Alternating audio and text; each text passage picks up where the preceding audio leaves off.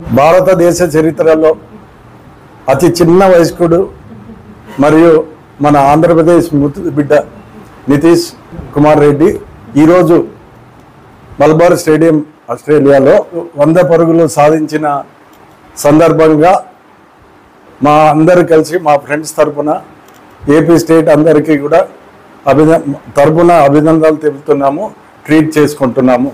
Thank you very much.